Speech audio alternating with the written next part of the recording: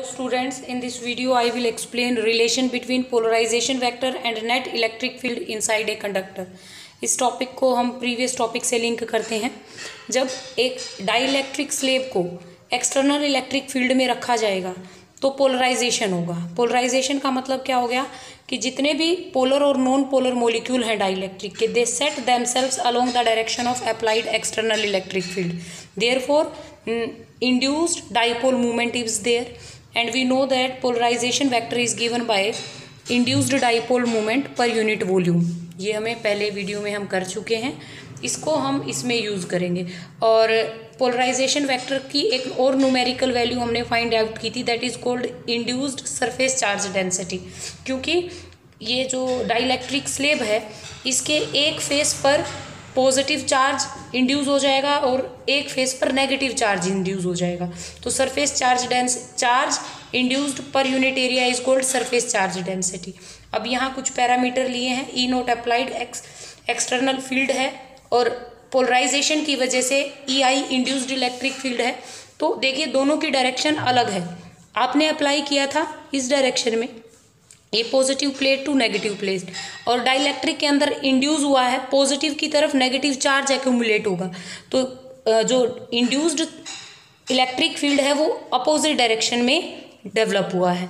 तो net electric field inside the dielectric get reduced. तो reduced electric field क्या हो जाएगा बेटे, this is equal to applied electric field minus induced electric field, और इसकी वैल्यू है बेटा surface charge density divide by epsilon naught minus induced surface charge density divide by epsilon naught. ये induced, ये क्या है, net electric field inside a dielectric है।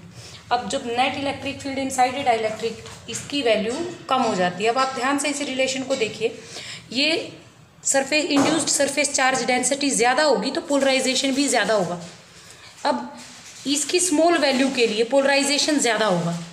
देखिए इसको ऐसे समझिए, अगर ये डिफरेंस कम आएगा, इफ दिस डिफरेंस इज कम, ये डिफरेंस कम कब हो सकता है, जब ये term induced electric field comparable to the applied external electric field होगा तो नेट इलेक्ट्रिक फील्ड स्मॉल हो जाएगा। अगर induced electric field comparable to applied electric field होगा तो पोलराइजेशन भी ज़्यादा होगा। और ज़्यादा अगर आपको समझ नहीं आ रहा तो हम ऐसे बता सकते हैं इस चीज़ को। देखो जैसे कि E इज इक्वल टू, आपने अप्लाइड इलेक्ट्रिक फील्ड किया 100 न्यूटन पर कूलम और इंड्यूस हुआ 50 न्यूटन पर कूलम, ठीक है। तो ये जो इसकी वैल्यू आई वो 50 आई। देखो इंड्यूस्ड सिर्फ 50 हुआ था, यानी कि आप ऐसे सोच सकते हो इतना पोलराइजेशन हुआ, sigma E divide by epsilon naught, polarisation ये हुआ।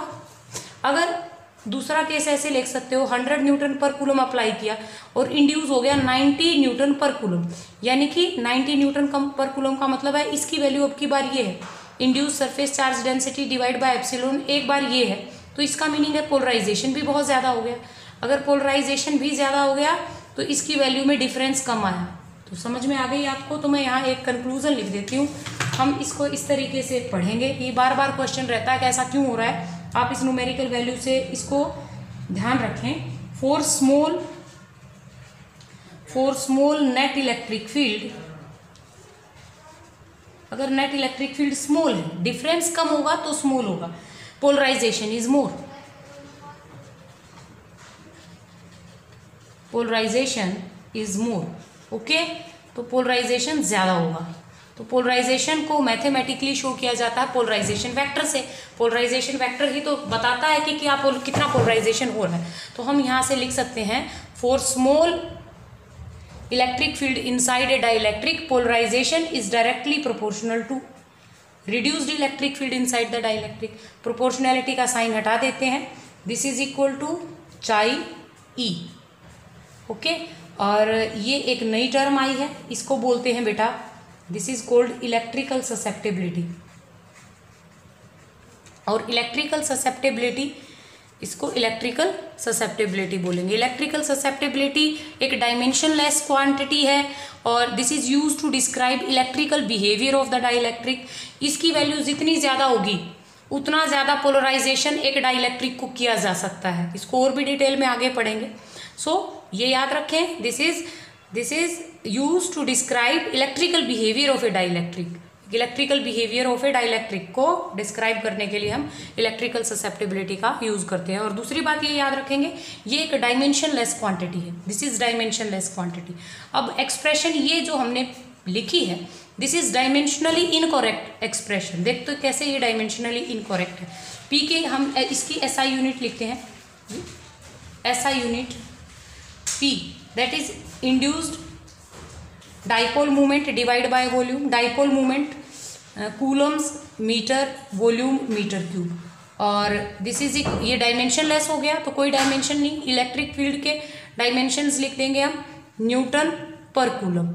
अब देखिए ये तो डायमेंशनली इनकरेक्ट एक्सप्रेशन है, तो डायमेंशनली इसके डायमेंशन और इसके डायमेंशन एक जैसे होने चाहिए, ये कैंसिल हो जाएगा। तो हमारे पास कूलम्स पर मीटर स्क्वायर और इधर न्यूटन पर कूलम है, तो ऐसी चीज से मल्टीप्लाई करना पड़ेगा कि कूलम्स पर मीटर स्क्वायर ही आए, कूलम्स पर मीटर स्क्वायर ही आए। तो मुझे इसको मल्टीप्लाई करना होगा coulomb square newton metre square से।